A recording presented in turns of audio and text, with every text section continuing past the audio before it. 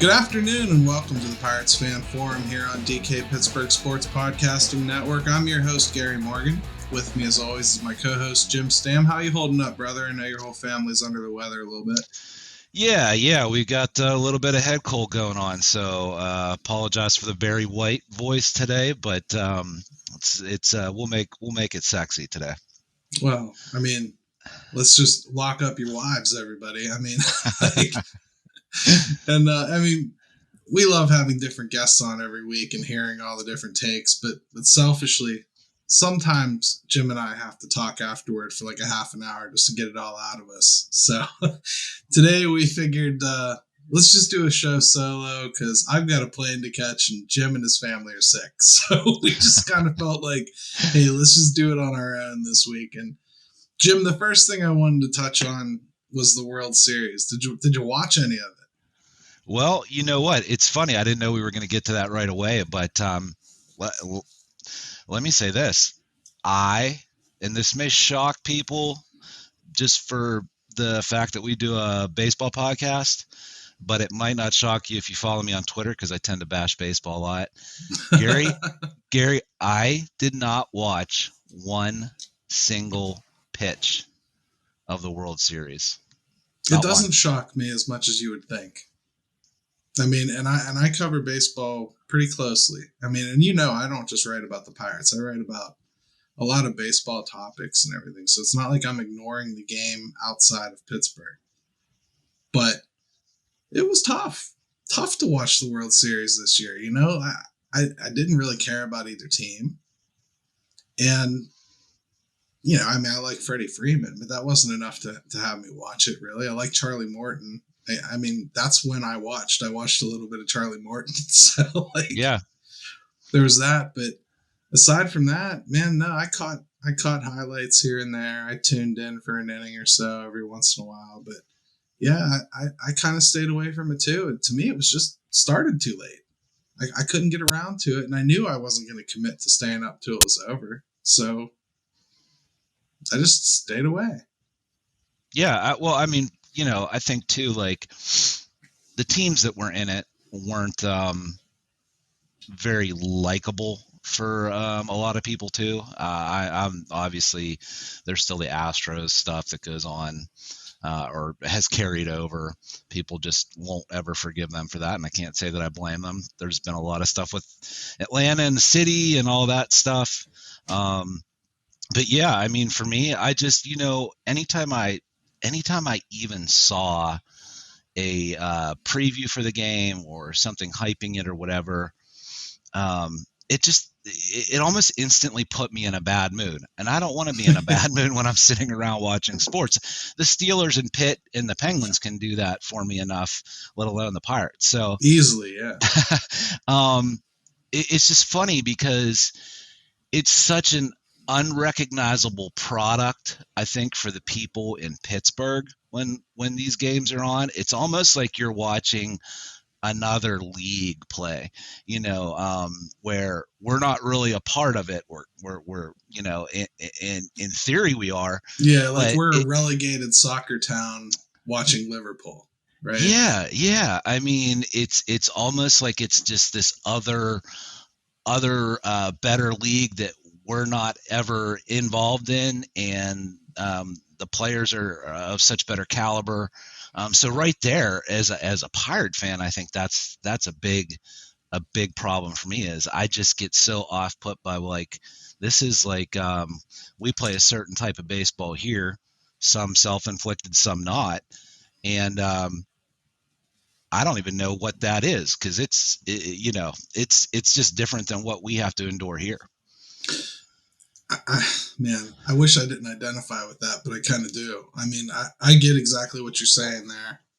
To me, I've usually been able to put that aside.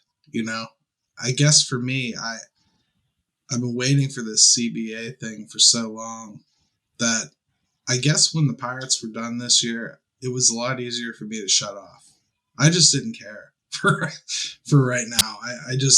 The whole thing was just not the style of baseball I've really enjoyed watching. Um, I Yeah, miss I miss the that's drama of that starter going 7 innings. That means something to me. right. Once you get past even the Pirates aspect of it and feeling like it's just Twilight Zone baseball that we're not a part of, then you do get into the actual game you're watching, which is what you're alluding to right now, which is it's just not a very enjoyable product. At least I don't think so. I mean, let's talk about it because a lot of people, they've been bringing up the length of the games recently, right? Yeah. And I guess like on a day-to-day basis when I'm watching it, it doesn't bother me that bad. Like I don't care. I've got the time for it. My kids are grown and gone, like Sure. and if my wife's going to put up with 3.5 hours, she'll put up with 4. Well, It's not, she puts up with 24 hours a day from you, so I mean, well, 3 is nothing. this is true, but I'll be partaking in her sporting event from Halloween on with her Hallmark movies. So we'll definitely be, I feel you, brother. I feel you, brother. there. But, I mean, in the World Series, though, average game time was up there in the 340s. That's long. And when you're starting the game at 8 o'clock, I don't know how you expect to grow the game. You can't have kids like your age staying up to watch that most of the time. And, let's face it, this is an older generation that baseball relies on to keep the game alive, right?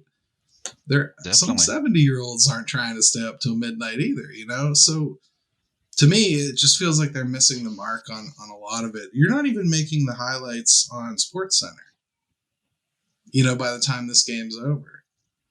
They're giving you like a live in-game, here's where it's at. That's not good. It's not. And, interestingly, you look at the average time of a 9-inning baseball game, and around 1980, it was 2 hours and 33 minutes. Yep. Before we even get to this year, which the games even got longer, the average game time was up to 3 hours and 10 minutes through 2020. And then we saw what happened here. Well, I didn't see it, but I heard about it. The World Series, the length of the games. Right. I mean, I think one was over 4 hours. At least one of them was. Yep. So, but, here, let me play some devil's advocate. If that was the Pirates, would we care? We wouldn't. Not at all. No, we'd be stoked about it. Right. But I mean, let's face it, it's a national product, right? So not according to Rob Manfred.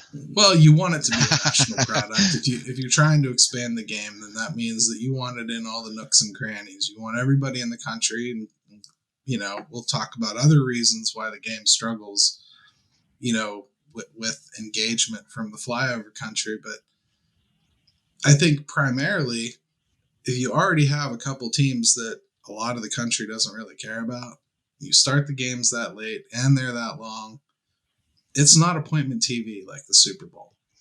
I already know the Super Bowl is February 13th at 6 o'clock right now. I can't even tell you what month the World Series will end in. So how are you going to plan for that? And if you do, and it's on a Sunday night, I'm sorry. I'd rather watch Saints Cowboys than I would, two playoff teams that I really don't care about. Yeah, baseball. It's funny. You touched on it a little bit.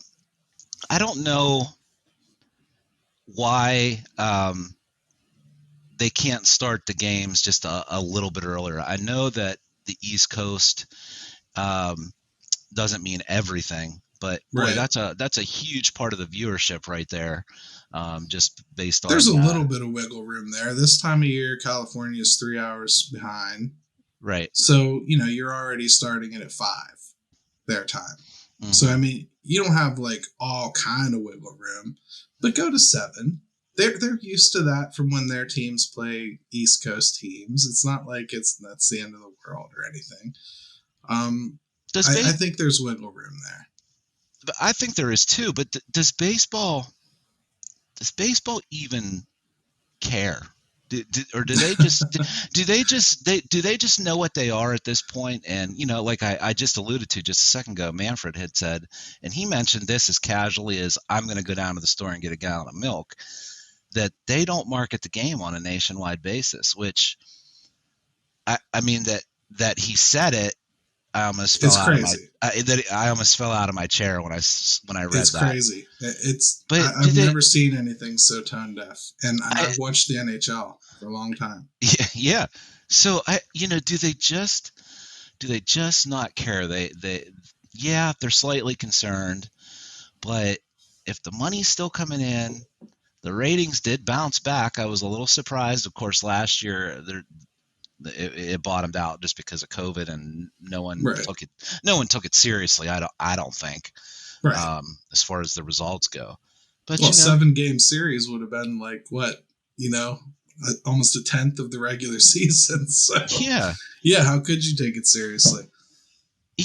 So I don't know. I'm starting to get the idea that they're just really fine with it, and that worries me. That's a big question. Does Manfred and MLB really care? And I think we'll find out, over time here. That he says the right things about wanting to shorten the game.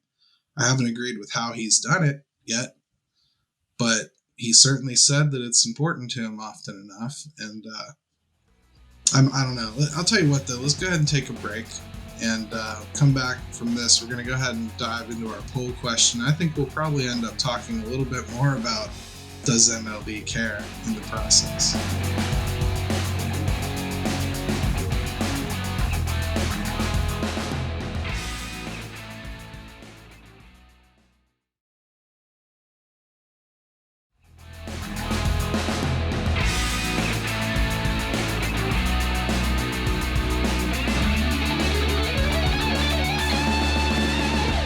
And welcome back to the Pirates Fan Forum here on DK Pittsburgh Sports Podcasting Network.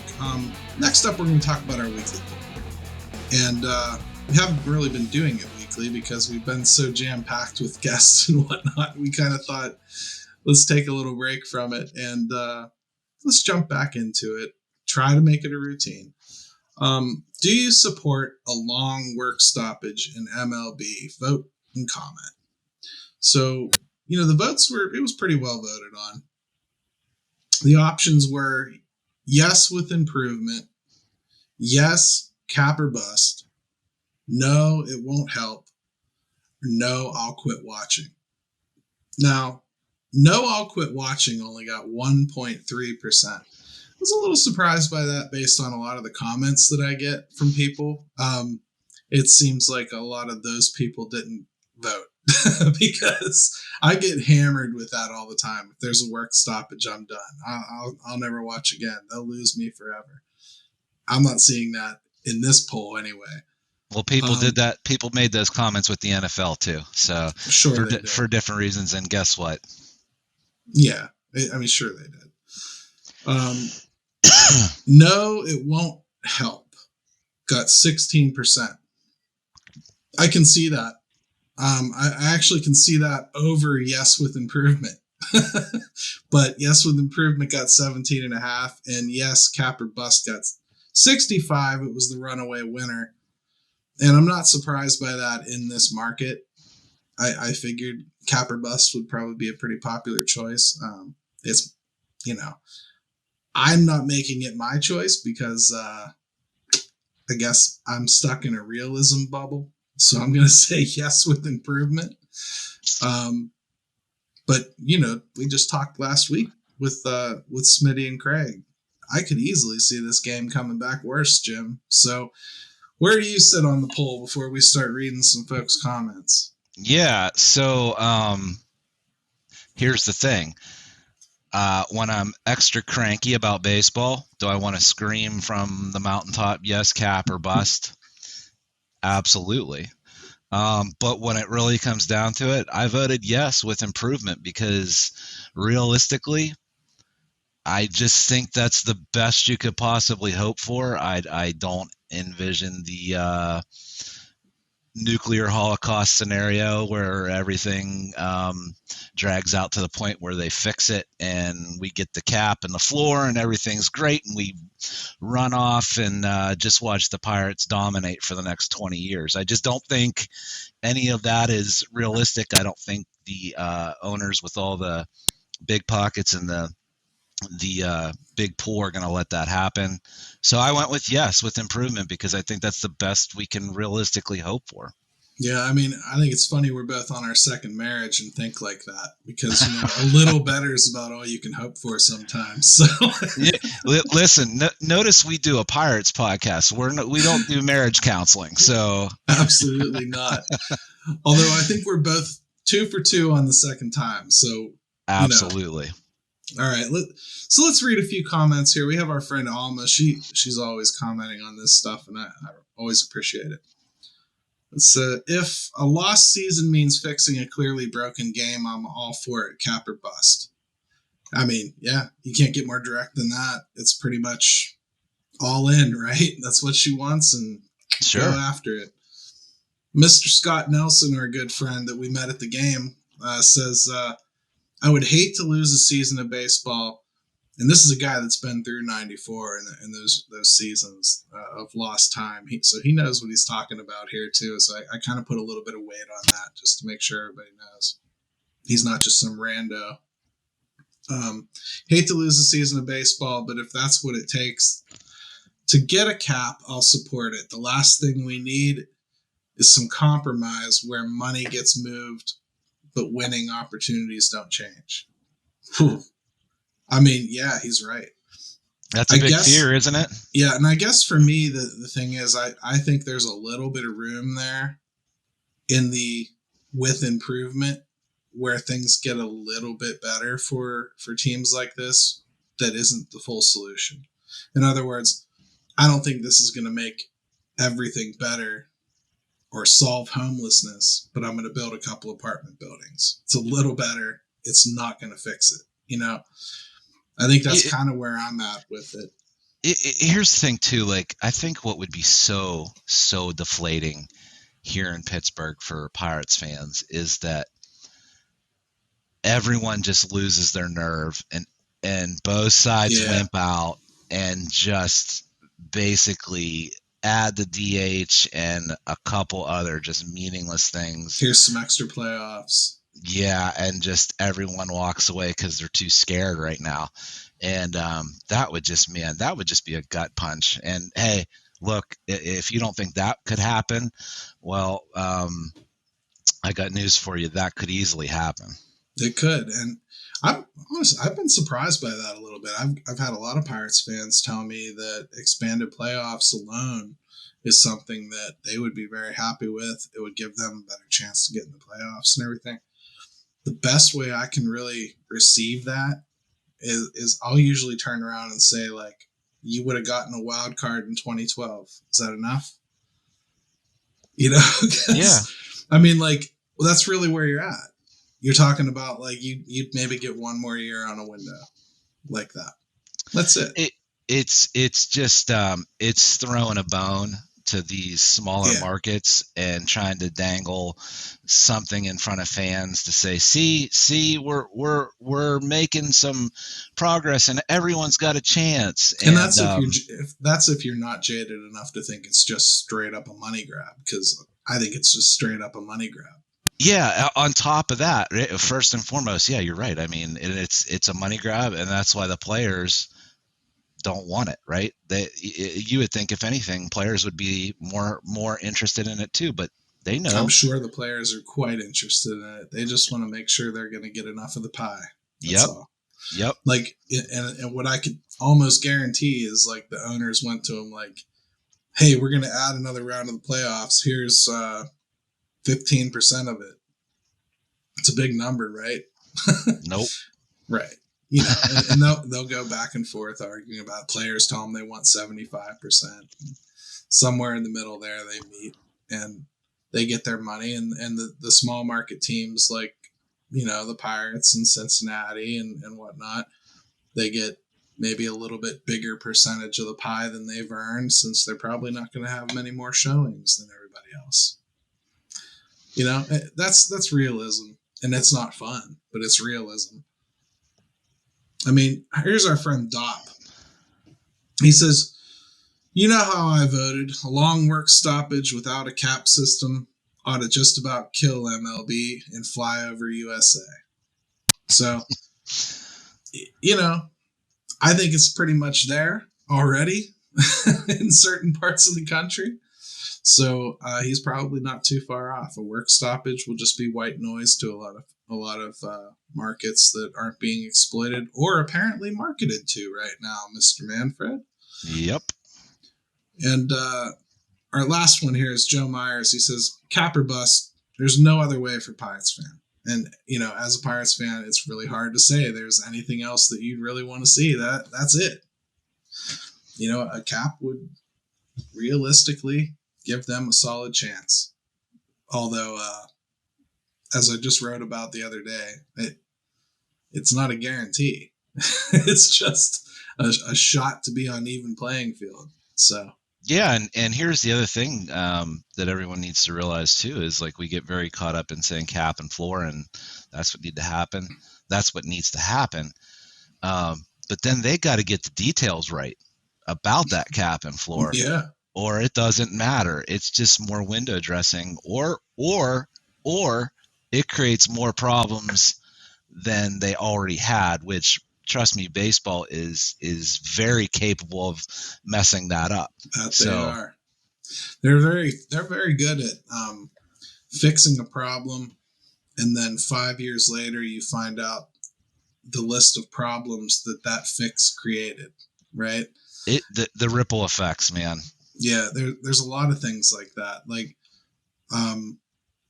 they go to take away something like foreign substances on the mound, which completely contradicts their wanting to speed up the game, because now in between innings, pitchers have to have a whole stripped down search. Like they look like going back to their cell after lunch hour.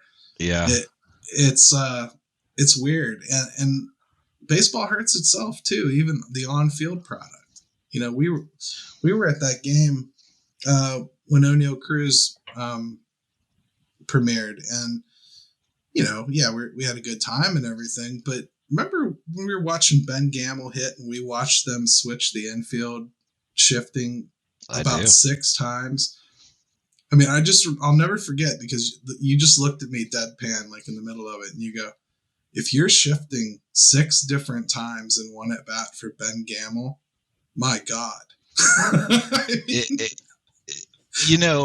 It's just it's so to the point of ridiculousness that then you can easily see why when we get in games that absolutely matter, like the playoffs, how games are lasting 4 hours and 10 minutes. Because if you're doing that to Ben Gamble in a relatively meaningless game in September, what are you doing in October in Game 4 of the World Series? Exactly. So yeah, giving up 700-foot home runs to Solar, pretty much is what's going on.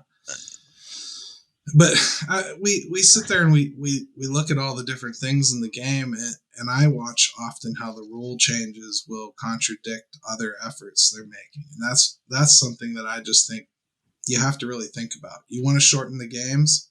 Well, really, taking the DH out of the game would probably do a lot more to shorten the games than adding it into a league that didn't have it already. I mean, you're just doing things that are counterintuitive to your stated goal. You say you want to grow the game, then you say you're not marketing the game to everybody. So how is that going to happen? The DH is a great point. I mean, because if you're bringing in more offense, again, which they want to do, right? They're trying to do. Yep. Well, that means longer games. I'm not quite sure how more offense translates into shorter games. There's no 10-run rules, so yeah, exactly right. In baseball, and it's not like that's a bad thing. It's not like I'm going, oh man, I don't want to see the DH because I'd rather watch a pitcher hit. It's not like that. Yeah, that's not the point of what I'm trying to get across, and I know you're not taking it that way. I'm just trying to make sure the audience is following the train of thought here, because my point is not necessarily that it's a bad idea.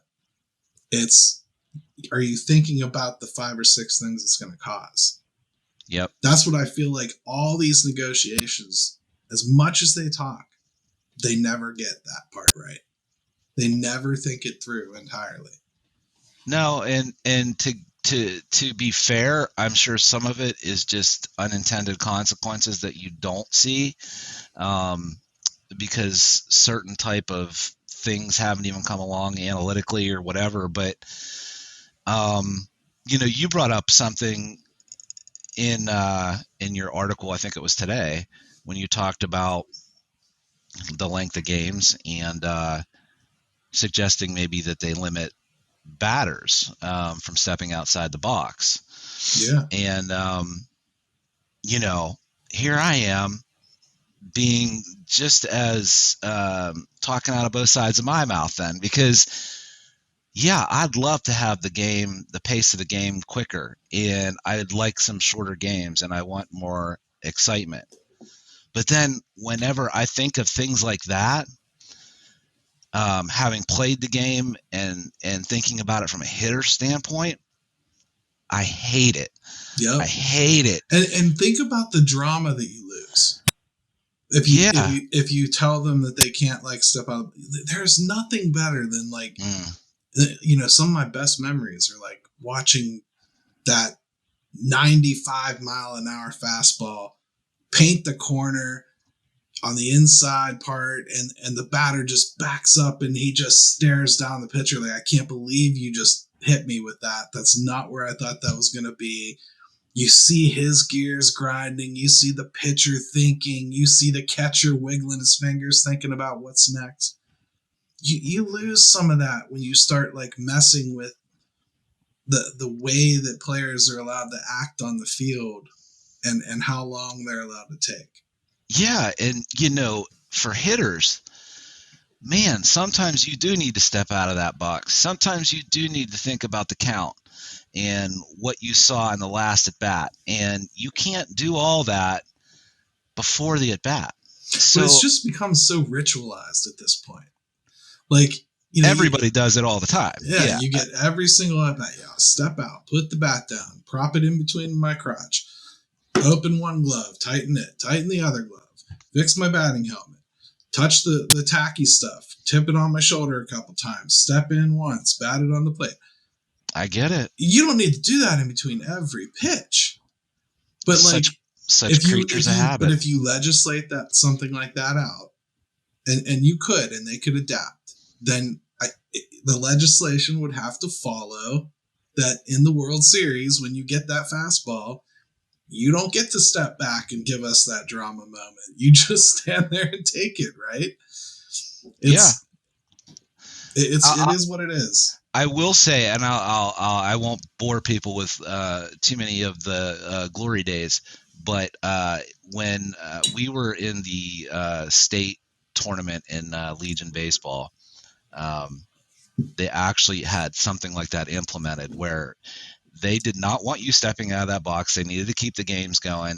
Right. And I'll tell you what, it was tough. It felt weird. It felt rushed. It just was one of those things where it was really hard to get used to. And like you said, people would adapt over time, but then you're talking about that drama stuff where you get these epic 10 pitch at bats, and it's just some of those bats you don't want to see end. So it's so hard because we take these big stances, and when I say we, sometimes we do it too, just fans in general. Yeah, games are too long and this needs to happen, and then when you really start thinking about it, you're like, well, wait a second, I don't want that to happen. See, it's that way with most problems though. If you really, really think through them, and you really, really try to look for the issues that will come up from it, you'll find them. And I think most of the time you end up understanding somebody that disagrees with you a lot more if you really try to think of things like that. And I think of something simple that the game did, where they tried to limit the number of mound visits, right? Well, immediately there was argument about how they were enforcing it. Do you mean the catchers too? Well, sometimes we mean the catcher. Only if they go out at this time. If they go out this time, it's okay and we won't count it. Or you'd hear Greg Brown and Walk counting them down sometimes like it mattered. I watch these games all the time. I never once encountered a situation where a mound visit was warranted and the team was out of visits and they didn't let them go visit the mound. I haven't seen it yet. I mean, they're not enforcing it. So, like, it's not really a thing, right? It's so stupid. And they didn't enforce it because it's one of those integrity of the game things that the players push back on. You ain't going to tell a catcher he can't go talk to his pitcher. You know, it's those are just as old as the game. I was just going to say, like, that stuff, it needs to happen. It has to happen. You know, you can't. There's no signal for is your arm falling off. There's no signal for like you don't have your curve today, meat. We're gonna throw, we're gonna throw this. Or in the middle of an at bat, you're seeing something as a catcher, and you're just like, listen, I'm gonna make sure he knows this right now that this is what I want. This is what we need to do, and we need to be on the same page. And yeah, I mean, so are we just making too big a deal out of it? No. But I don't know how you fix it. And this was just a random comment. I when we were doing a little bit of research for the show today, and this was someone else who said people constantly complain about the length of baseball games. Last year it was 3 hours 10 minutes on average, so 2 minutes shorter than the average football game. So What's the big deal? And I wanted to dismiss it entirely right away, because, it is two different sports with, it's driven two totally different ways by the action. Right. But yeah, I think if people love the product of the NFL. So they don't care that it's 3 hours and 10 minutes. So maybe if baseball could just fix the actual product, then maybe the time doesn't matter as much. See, I think the thing too is if every game was the average, I don't think that would be a problem. I think you hear this chatter when games start hitting 4 hours and 20 minutes, 4 hours and 15 minutes. I think that's when you start hearing it. And some of these World Series games did. So in fact, they had a no-hitter going to the 8th inning. I mean, probably adjusted that average way down, right? Yeah, it did actually. And the average was 345 for the World Series. So, I mean, it could have been considerably higher if it didn't have that one game in it. So I think that's when it starts to be a complaint. The average game time, on the surface, if you told me every game's going to be 314, hey, I'm good. I can deal with that. Problem is, a lot of them aren't. A lot of them are 410, and they're not nearly as offset as they used to be by the 245 games. And I think that's an issue. But it can't all be Adam Wainwright versus the Pirates, 86 pitches and dusted off in about 2 hours and 18 minutes. That's true. We don't get that very often. I mean, but I think a good point for this segment really is be careful what you wish for and really think through what you're asking for when you start talking about this stuff, because I don't think that there's a whole lot of rule changes to the game that you really want to see if you really think about it. At least not flatly. They'd have to be a little nuanced, at least, right? Yeah. I, even today, sitting here thinking about the podcast, I said to myself, man, this is not as simple as we make it out to be. And I'm going to sound like I'm all over the place during this thing, because I kind of am. Because when you start to drill down on it, it's tough, man. So yeah, like you said, be careful what you wish for. There are certain indelible, ingrained things in baseball that I think if you just try to strip it down and suck that life out of it, any of the other type of things you were trying to create, now you've lost that. Yeah, so right. I don't envy what baseball has to do and what they have to accomplish. But I certainly think that they've got a tough road ahead of them. Yeah, it's just a difficult game to change because of history, and you do have an older generation that kind of propels the sport still. So when you make changes to things that older folks are really married to, you can expect pushback, I think, most of the time. And like a lot of people just dismissed the whole conversation about putting up the netting in the ballparks. Everyone, it's safer for the fans, so shut up. And you weren't even allowed to discuss it at that point because you weren't for safety. Sounds very familiar, actually. But moving on, we dismissed it largely because it became a hot button. It was something that people didn't want to talk about. But there was a certain aspect of the game and the interaction of the fans that was lost there. Players used to routinely go for balls into the stands and dive in, and then you'd see the home fans like catching their guy and patting him on the back, and hey, that's your connection with that guy right there. Like right. That's something that, when you went to a ball game, you had a chance to have one of your favorite players, your idol, come that close to you, actually come in where you're sitting, and you got to interact with him for 5 seconds. And that's something that I think, the netting took away. Yes, safety is great, and I'm happy that they put them up. I think it was the right decision. I'm just saying there's always a counter effect. There's always something that is being taken away or altered in some way that you may not find palatable if you really, really think about it. That's all. That's 2021 Major League Baseball, right? That's where we're at with it. Yeah, it really is. Tell you what, man, let's take a break. When we come back, let's rip apart some Charrington quotes, because that's always fun.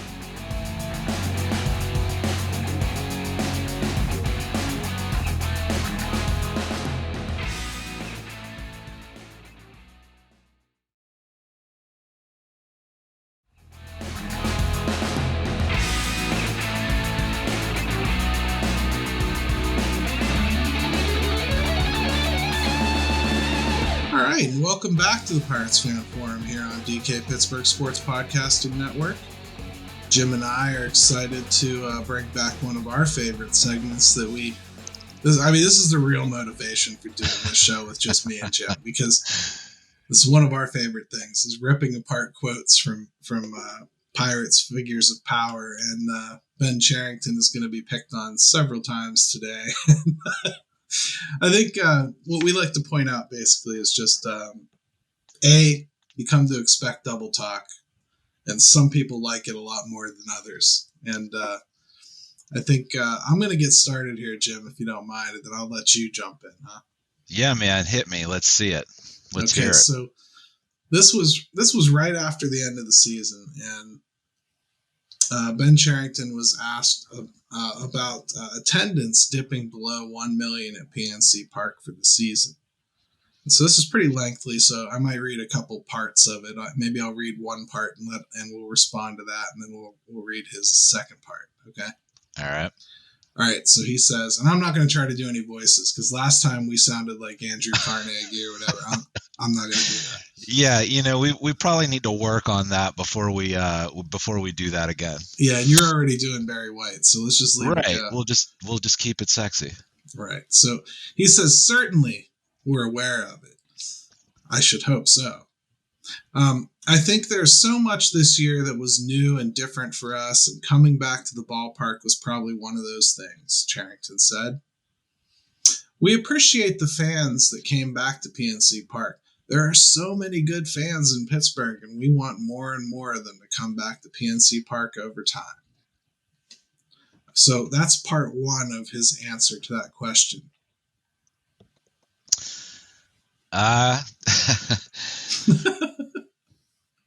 It's that's a whole lot of nothing, which is kind of we're getting used to that these days. I guess it's better than saying, please come back to the park. please come back. We know it's bad, and we I'm think on bended knee here, sir. yeah, we think you're all great, and just come on back out, and we'll have a jolly good time. Have you seen this here pirate nest? We got a parrot nest out there in center field now. Where are you? Hey, maybe they can do something where, you can sit a few innings in the nest. Yeah. Hey, That'll 10, that'll 10 get more 10 more pup nights. 10 more Whatever. pup nights. I'll tell you what, real entertainment, schedule a pup night on a firework night and see what happens. I mean, Well, that would be a blast. well, they'll get a few more representatives from PETA alone. So, I mean, Well, I mean, maybe they can sit in the animal barn and out there and where the pitchers warm up. I mean, I think for context, we should give his full quote because okay. there's probably some stuff missing there. So let's go on to part 2 of Ben Cherington answering less than 1 million attendance figure. We know a lot of what will drive this team, their belief in the team and winning more games. We know that. In Pittsburgh, that's probably especially true. So we're very clear on that. That's our job in baseball ops, to do the work necessary that leads to that. Well, I mean, did he just call Pittsburgh fans fair weather fans and front runners? Because I would say that winning all over the place is kind of like that. There's very few fan bases that just blindly support the team no matter what. So I mean, you lived near Chicago. You remember the Cubs? They sold out all through the 80s when they stunk. Yep. I mean, yeah, I don't know. I mean, what else is he going to say there other than, boy, that was a very me thing to say right there. That's usually where I go to with these quotes is what else are you going to say? Yeah, you always do that to me. You're like, Jim, what do you expect him to say there? But I guess like he knows they've got to start winning. So in this regard, he's actually just stating the obvious. He is. I mean, and I'm glad he acknowledged it. I'm glad that winning is part of his formula for repopulating PNC Park. That if that goes unsaid, winning's good. If that goes unsaid, let's just say that says a lot more than his statement. So had to say that, right? Even if it is just GM speak, had to. I would love to think that this means like they understand it to the point where like there's a sense of urgency to it. But it's certainly better than doing the reverse, which was insinuating that they can start competing a little more when fans start coming out to the ballpark, which was a mistake and one that they won't make again, I'm sure. At so least verbally. Baby steps, I guess. Yeah. All right, your turn, brother. What do you got? All right, so I can't wait to hear what you have to say about this one, and I can't wait to hear some responses from people too, whether they're watching or listening, because this was from Ben Cherington. This was October 28th, so under a week ago, and this is what Ben Cherington said about free agency.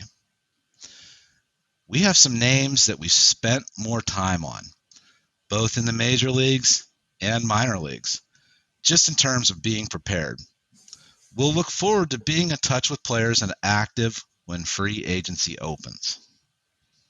I guess the word that really pinged me there that I hadn't heard before was active. I think that's kind of contradictory to some of the statements that he made right after the season. So, okay, active. I think it was interesting that he points out they've been looking in the minors as well, because that's just not something that I think a lot of this fan base really wants to hear, is that they're looking to scour the minors. I don't think it's a bad practice. I just wouldn't necessarily advertise it. Because, boy, we just did a lot of that. A lot of it. A lot of it. And I'm not sure that anybody really wants to go through that again. And when I look at the minors, I don't really see where you'd want to add, any of those ham and eggers, scrap heap, quad A type players, really. Maybe catcher? Catcher, you could do it. Pitcher? I guess you could throw, your Chase Youngs in there and whatnot. Guys like that. I guess you could take some swings at people like that, but I really hope they don't do a whole ton of that. I don't really want to see that anymore. No, I mean you can never fault teams for trying to scoop up a pitcher here or there that you think may have something that either you like or you've identified that if you could get them in and maybe work with them a little bit, there's still something there. But yeah, as far as positionally goes, I just think that just flat out, I can't stomach any more of that. So there's that. And then B, they really shouldn't have to do that anymore to the extent that they were doing it this year with the Nagalskis of the world and the Stephen Fowlers. I understand, if it's an in-season emergency. Sure. Doing something like that because, most of the good players aren't sitting there on the couch waiting to get called. If you have a catastrophic injury in June. So you got to do something. I get that. That's not the same thing as in the off season targeting them. And they do have to fill out, a minor league roster. And I do think they're a little light on the mound. So I can see that as far as wanting to go out and grab some guys for that. But let's just hope it's not a major theme this year. And I mean, the other quote that I have is on payroll as well, and I think it'll touch on free agency a little bit too. But but just before you move on, that was a really good point that you brought up there, which was he mentioned being in touch with players and active when free agency opens. Right. I guess we'll find out what active means to Ben Sherrington this offseason. Yeah, are we comparing it to John Russell or are we comparing it to Lloyd McClendon? Which one's active here? Exactly. Yeah, I guess it's a word that it has quite a scale to it. It could mean you make one move. It could mean you plan to make 10. So kind of like spending when appropriate, right? It just that's exactly very eye of the beholder. So okay, go ahead. Sorry, you can't be wrong. That's really what it's about. Nope, that's a you problem if you misunderstood what we meant, right? Exactly. So go ahead. So we got challenged on the payroll here, and I got a couple quotes from him about the payroll in particular. So I'll start with that. As we build that winning team, I always love those inspirational. This shining city on the hill, As we build that winning team, most of the improvement that we need to have happen will come internally, either through improvement from players who are already here, who are already on our major league team, or from continued improvement from minor league players who eventually will be on our major league team. So most of the wins we need to build up will come internally. Nothing new to me. This is what I expected they would do. It doesn't sound like being very active. And again, this quote is from October 5th. So you're talking October 28th. He's gone from this to active. Yeah. What's that sound like to you, though? That sounds to me like, hey, don't expect a lot. We're going to be, you better hope that Kevin Newman figures it out. And that month of Cole Tucker, why, that was as real as it gets, son. You better just sit back and be excited about it. Did you see that new bat plane? Some bitch can hit. Craig will be thrilled. So, Craig can't wait. He's getting season tickets as we speak. No doubt. No doubt. I mean, that was cinched as soon as the West Virginia Black Bears went away. So Yeah, it's funny because when you hear that from him, I mean, he basically is setting people up to temper their expectations, but at the same time talking about the winning. So I don't know. That's a delicate balance, and do you feel like he could have followed this up with something? Because I happen to have his follow-up quote to it. Oh yeah, I was just gonna say, like, what? So yeah, let me hear. All right. He says, and then we certainly need to add to that.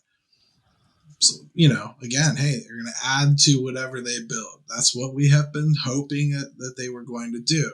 Mm-hmm. We continue to look at that opportunity.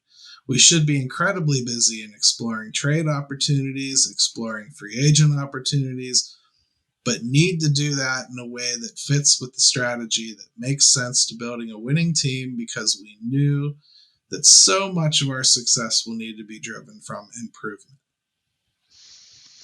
Man, he's just kind of straddling. He always backs out after he walks into a room, doesn't he? He straddles both sides of the line there, so it's like it's the perfect amount of wiggle room. Yeah. I mean, I get why he would say that. It's just I think we're at the point now, and especially we've talked about this CBA and this potential lockout. I mean, how much of this stuff is even really going to be happening right now, right away?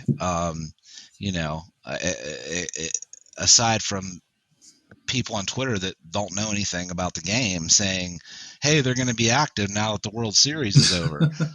No. Well, there's about a month here before, Armageddon. But aren't teams a little hesitant when you don't even know what the parameters are, especially teams like the Pirates, right? Because you don't know if there's going to be. One would think, but if you're the Dodgers, you don't care. No, but with where the Pirates' payroll is this year, it's hard for me to imagine or even really defend them being afraid at all. They've got plenty of room to do something even stupid if they want to. I mean, just stupid. They could go out and get somebody for $20 million. It wouldn't hurt a damn thing. So, to me, that's garbage. If there's a guy that you want that you think is going to make next year a little bit more palatable for the fans, and maybe he can be here for the beginning of the window or even into it a little bit, do it. Like, to me, you're not going to hurt this rebuild like that. I'm scared to death to head into next season with Bryce Wilson as my best pitcher. Straight up. I'm scared to death. And it's not that I think he sucks, but Bryce Wilson is not the guy that you want leading this staff. No. He's going to be 24 years old. No, they could certainly do it. I just feel like they are so overly when I say they, I'm talking nutting, stingy, and then Sherrington cautious, that I could see them not wanting to do anything until they know where all this shakes out. And then by then some teams will have snapped up opportunities and things like that. Yeah. That isn't that the flip side of it is you could miss out on something, and then the Mets will still be trying to hire a GM, but yeah, but let's say if they've missed out on an opportunity, then you have that, and then if there is some sort of deal reached, then it's a frenzy, and then you're not going to be big players then either. So, you could see where either way hurts them.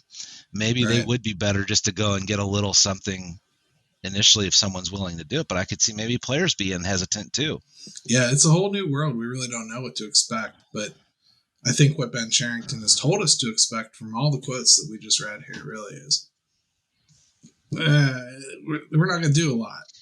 there's going to be a lot of guys better get better. And if that doesn't happen, you can expect very similar results next year, I think is what he's saying. So I don't know that I buy active in the free agent market. I just don't. No, that's one we'll have to revisit for sure. We'll see. I think as long as fans aren't seeing the kind of retreads or just let's be honest, there was some embarrassing guys that they put out there on the field that they were trying to get something out of. Some of them they ended up bringing back for an encore. Yeah, I mean, I think they plan to bring back for a third encore next year. That's the part that frustrates me. There may very well be a gold nugget in Anthony Alford's, butt cheeks, but I'm done squeezing him. I just don't want to see it anymore, for real. I don't want to see you squeeze Anthony Alford's butt cheeks either. So good.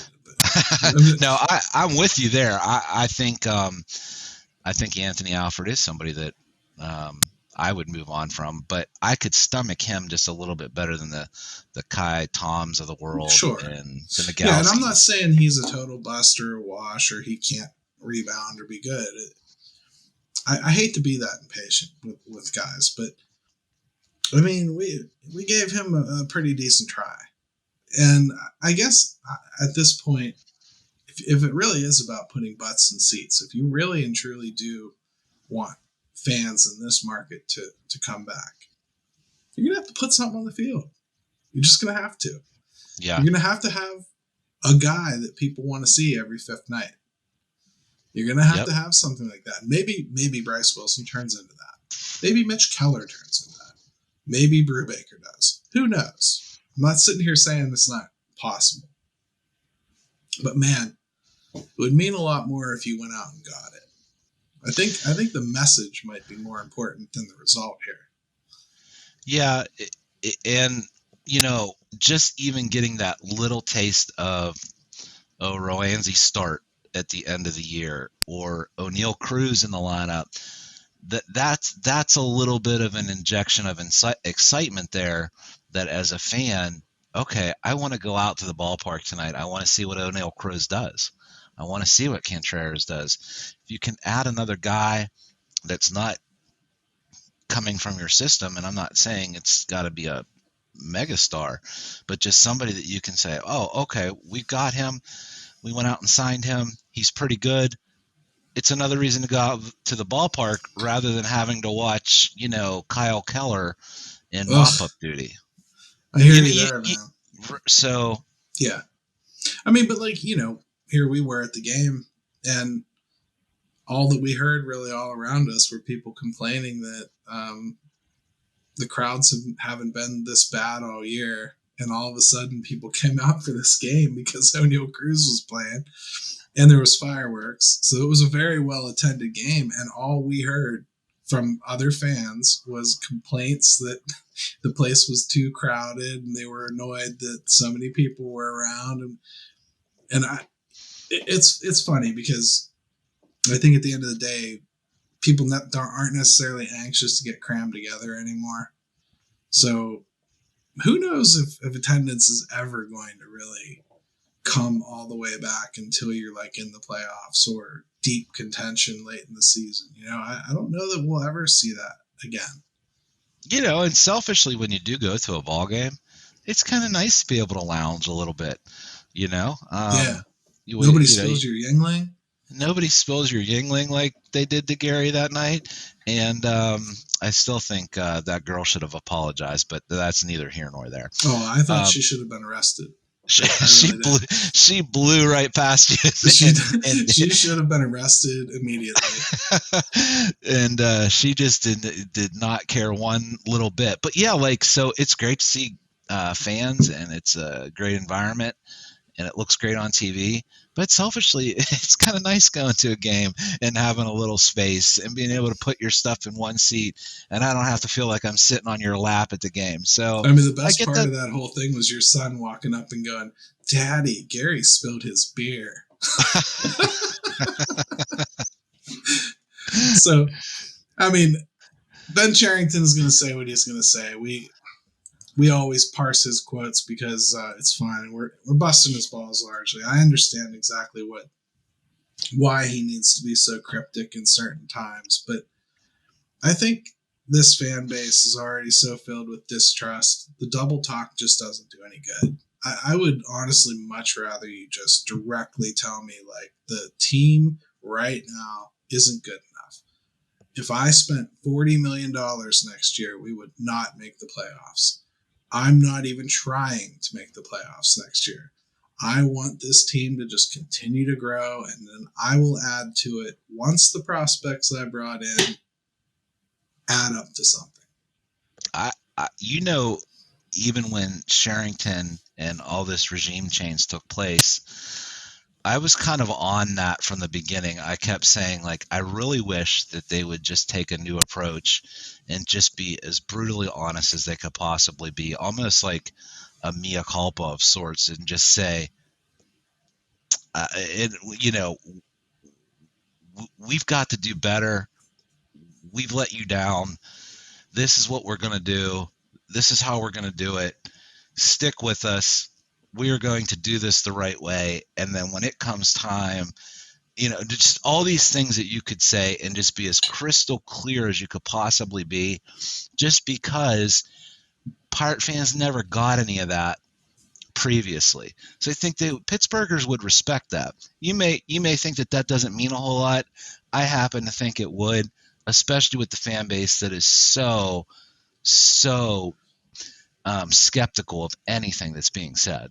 I think it would matter in a couple ways. It would matter, one, there certainly wouldn't be any way to wiggle out of "you lied to us." But on the other hand, they'd have to forecast out a timeline, which, to be honest, he'd be a fool to do. I mean, the worst thing he could do is tell you when he thinks his team's going to compete. I don't think anybody could really say that. I mean, you'd have to have a crystal ball, to be honest. No, you don't have to. I mean, it'd be tough, but I think you could word it in such a way that, because let's be honest, even if you took this approach, it would be super carefully worded. Yeah. As much as you want it to be honest, it's still not going to be completely transparent. That you could say it in a way which was like, I know we haven't done good enough here, and that you guys deserve better. And so without kind of getting into the real nuts and bolts of timelines, Pittsburghers have never heard that from certainly a Nutting owned team.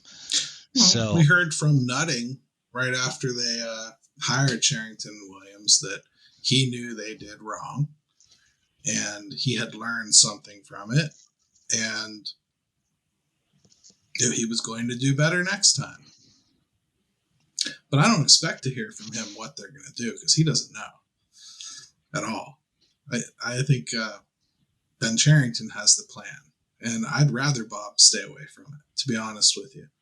I think, I've said this before, if I was Bob Nutting, I would hire an actor, pretend I sold the team to him, sit in the background collecting money, and let him run it. Hire one guy, sign one dude, and forever people will think you're a better owner already. Yeah, it's interesting when you started talking about Nutting and staying away. I wonder what Pirate fans would think if they were given the choice between Bob Nutting, hands off, things aren't very good and haven't been for the majority of his time, or Dan Snyder, just totally up in everyone's business, spending money and just disaster everywhere. I wonder what Pirate fans would pick. Despicable human. Neither. I mean, honestly, that's like asking if you want to die of AIDS or cancer. Nobody's going to volunteer for either. No, but I'm saying if you got to pick one, gun to your head, I wonder. I don't know. I didn't know. I bet most of them don't know any owners' names besides Haslam in Cleveland because he used to be a part owner for the Steelers, and Mario Lemieux and Mark Cuban. That's it. Because Mark Cuban's definitely going to buy the team. Of course. Probably next week. I heard he's going to put the O in PNC Park, and everything's going to be back to good there too. So I don't know that I would advise a grease fire as far as financials go, but so we'll stick with just the dumpster fires. Yeah, I mean, if as many people actually went to the O as complain about it being gone, it might not be gone. I'll tell you, I am guilty of that. The last 3 times I had an opportunity to go and had planned to go, it didn't work out. We didn't go. I said I'd do it again. I think a lot of us were guilty of that, and I know I was. So. Yeah. So, but let me at least just say this about Sherrington, because I feel like we've picked apart what he said, and I do think it's a clear upgrade from listening to Neil Huntington and how he spoke to people and the fans, and just how ridiculously convoluted some of the things he would say would be. So I will give him credit that it's been a clear step up in that regard. Yeah, it's been a little better. It's been a little bit less educating. Like Neil Huntington, I always felt like he was trying to tell me how they were thinking because they were 20 steps ahead of us dummies. Yeah, very condescending. And, Charrington, I don't get that impression from. If anything, I think a lot of fans, especially the plugged-in fans, we tend to be about 10 steps ahead of him. I've got the future mapped out, whether he does or not. So, and I think there's a lot of people like that. So, I guess for me, that's why the whole free agent thing this offseason isn't killing me, because it's kind of what I expected. But at the same time, as I sit there and look at the payroll, I just can't justify not spending something. You have to make the product on the major league field a little bit better at some point for people to really buy into what you're doing. Because that's where people really want to see improvement. They're not going to care that the Indians are good next year. But, it's not like that. No, I think, there's a lot of people that they don't care about that stuff. They're not looking at box scores and highlights from the minors. And, there's a lot of people we either interact with or see on Twitter. Man, that's all that they're just all about it. That's not the majority of baseball fans. They want to see improvement at the major league level, and they want to see some more wins, and they don't really care how you got it. I agree, man. Hey, good episode, man. I really had a good time talking today about all these topics, and I'm glad we just stuck with us because, man, we had diarrhea of the mouth a little bit, huh? This happens every time. We always end up going over and talking, and but I will say this was a really good episode today, just simply because it makes you think. It made me think. And I gotta say, sometimes I get very opinionated and set in my ways. And today, I think I came out of it just thinking, man, it's not as simple as we want to make it out to be sometimes. Yeah, totally the same, man. I agree. So, how do people get a hold of you, sir? Well, Twitter constantly, way too much, in fact. But hey, that's just one of my many bad habits. So at Jim Stamm 22 for the city _412, Steelers, Pirates, Pitt, Penguins, Pittsburgh all the time, and enjoyed it today, buddy. Good talking to you. It was good stuff, man, and I'm surprised you included Pitt after last week, but I understand they still have a basketball team. I'm hopeless. Sort of. I'm hopeless, Gary. Yeah, and hey, if you want to get a hold of me on Twitter, it's GaryMO2007, or you can follow the show, Pirates Fan Forum, on Twitter, and write us an email if you like, piratesfanforum@gmail or yahoo.com. Sorry. And we'd love to talk to you. And next week, another good episode for you. Can't wait. See you every Friday at 2. Take it away, man. Let's go Bucs!